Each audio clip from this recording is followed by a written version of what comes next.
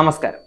Hema committee റിപ്പോർട്ടിൽ പരാമർശിച്ചിരിക്കുന്ന 15 power ഗ്രൂപ്പിനെ സംബന്ധിച്ചുള്ള ചർച്ചയാണ് ഇപ്പോൾ മുറുകിക്കൊണ്ടിരിക്കുന്നത്.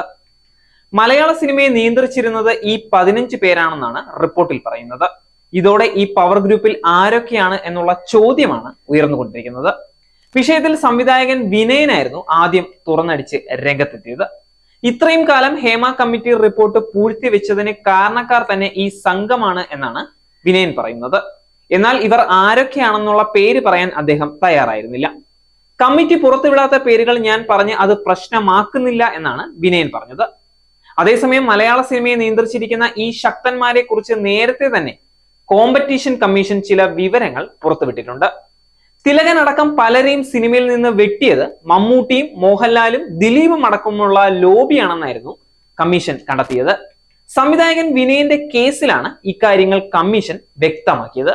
നീണ്ട നിയമ പോരാട്ടത്തിനൊടുവിൽ സംവിധായകൻ വിനയന് മേൽ ഏർപ്പെടുത്തിയിരുന്ന വിലക്ക് നീക്കിക്കൊണ്ട് 2017 കോമ്പറ്റീഷൻ കമ്മീഷൻ വിധി പുറപ്പെടുവിച്ചത്. ഇതിലാണ് സിനിമയിലെ ലോബിയെ കുറിച്ചുള്ള പരാമർശം ഉള്ളത്. മമ്മൂട്ടിയും മോഹൻലാലും ദിലീപും ചേർന്നാണ് വിനയന്റെ സംരംഭമായ സിനിമാ ഫോറത്തെ തകർത്തത് എന്നാണ് കമ്മീഷൻ വിധി പകർപ്പിൽ പറയുന്നത്. കുറഞ്ഞ ബജറ്റിൽ പുതുമുഖ താരങ്ങളെ വെച്ച് സിനിമ എടുക്കാൻ വിനയൻ നടത്തിയ ശ്രമമായിരുന്നു ഫോറം. അതേസമയം തന്നോട് വ്യക്തിപരമായി മമ്മൂട്ടിക്കും മോഹൻലാലിനും വിരോധം ഇല്ലെന്ന് നേരത്തെ തന്നെ ഒരു അഭിമുഖത്തിൽ വിനയൻ പറഞ്ഞിട്ടുണ്ട്. പ്രശ്നങ്ങൾ ഉണ്ടായ സമയത്ത് തനിക്കൊപ്പം നിന്നത് അന്ന് മമ്മൂട്ടിയാണ്. വിനയനോട് ചെയ്തത് ശരിയായില്ലെന്ന് അദ്ദേഹം അമ്മയുടെ ജനറൽ ബോഡി യോഗത്തിൽ പറഞ്ഞിരുന്നതായി വിനയൻ പറഞ്ഞിട്ടുണ്ട്. ദിലീപിനൊപ്പം ഉള്ളവരാണ് എല്ലാ പ്രശ്നങ്ങൾക്കും കാരണമായതെന്നും വിനയൻ കുറ്റപ്പെടുത്തിയിട്ടുണ്ടായിരുന്നു. കലാസംവിധായകൻ അനിൽ കുമ്പഴയോട് വിനയന്റെ പടത്തിൽ പ്രവർത്തിക്കരുതെന്ന് ദിലീപ് നേരിട്ട് ആവശ്യപ്പെട്ടുവെന്ന് കമ്മീഷൻ കണ്ടെത്തിയിരുന്നു. വിനയൻ ദിലീപിനെതിരെ സംസാരിച്ചതോടെ മാക്ട എന്ന സംഘടന ദിലീപ് തകർത്തെന്നും ഇതിന് അമ്മയുടെ പിന്തുണ ലഭിച്ചതായും വിധിയിൽ പറയുന്നുണ്ട്.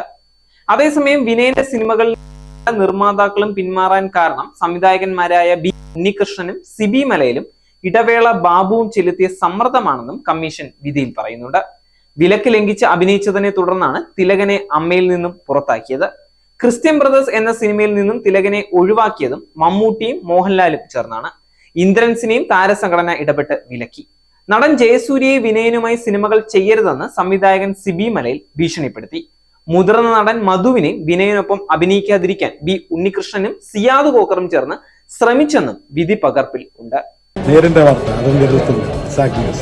നേരിന്റെ വാർത്തകൾ നിങ്ങളുടെ വിരൽത്തുമ്പിൽ എത്താനായി സാക് ന്യൂസ് ചാനൽ സബ്സ്ക്രൈബ് ചെയ്തും ഷെയർ ചെയ്തും ഒരു ശരിയായ മാധ്യമ നിലപാടിനൊപ്പം നിൽക്കാൻ ഞങ്ങൾ നിങ്ങളെ ക്ഷണിക്കുന്നു.